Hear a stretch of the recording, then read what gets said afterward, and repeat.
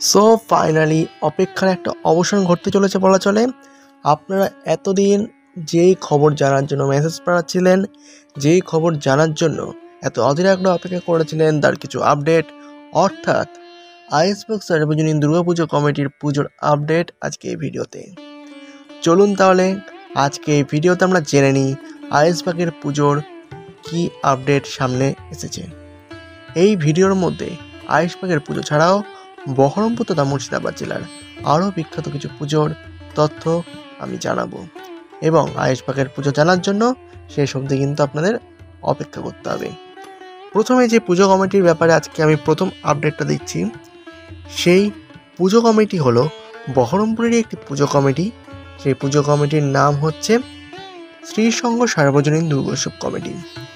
শ্রীসংঘ গোড়াবাজারের রানীপুকুরের অর্থাৎ রানীপুকুর জর্জ কোর্টের একটি বিখ্যাত পুজো, যারা পূর্বে কিন্তু বহু বড় বড় পুজো করে এসেছে, কিন্তু বিগত বেশ কিছু বছর তারা সাবেকি আরাধনায় মুখরিত হয়েছিল, এবং এই বছর আবার তারা ফিরছে অসাধারণ থিম নিয়ে। তাদের এই বছরের ভাবনা ভূস্বর্গে দেবীর আরাধনা।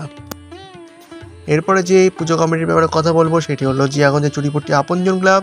তারাও এবছর 57তম বর্ষে মাতৃবন্দনায় ভর্তি হতে চলেছে। নেক্সট, বেলডাঙ্গার একটি পুজো কমিটি, বেলডাঙ্গার নেতাজি পার্ক পুজো কমিটির 53তম বর্ষের থিম কারুশিল্প বাংলা বাসে দেবীর বোধন নবসাজে। নিমতলা দুর্গা মন্দির 67তম বর্ষে নিমতলা মুর্শিদাবাদের এই নিমতলা দুর্গা মন্দিরের থিম শুভ দৃষ্টি।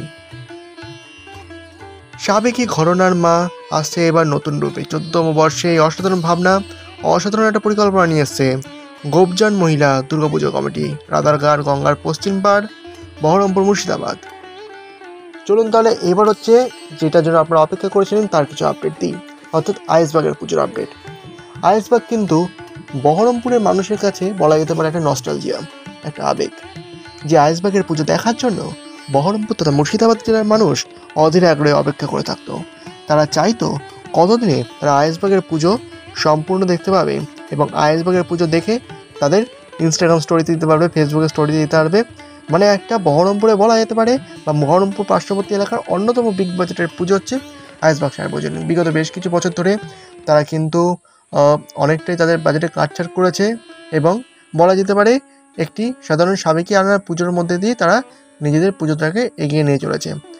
এই বছরে এখনও পর্যন্ত আমরা যে আপডেটটা পেয়েছি যে এখনও পর্যন্ত মিটিং হয়নি, সুতরাং মিটিং না হওয়া পর্যন্ত সঠিকভাবে বলা যাচ্ছে না যে সাবেকি পুজো হবে না থিম পুজো হবে। আমরা অবশ্যই আশা করি যে তারা এবছর আবার তাদের পুরনো মহিমায় ফিরে আসুক এবং থিম পুজো করুক, এবং সেই আপডেট কিন্তু আমরা পেলে অবশ্যই আপনাদের জানাবো। ধন্যবাদ।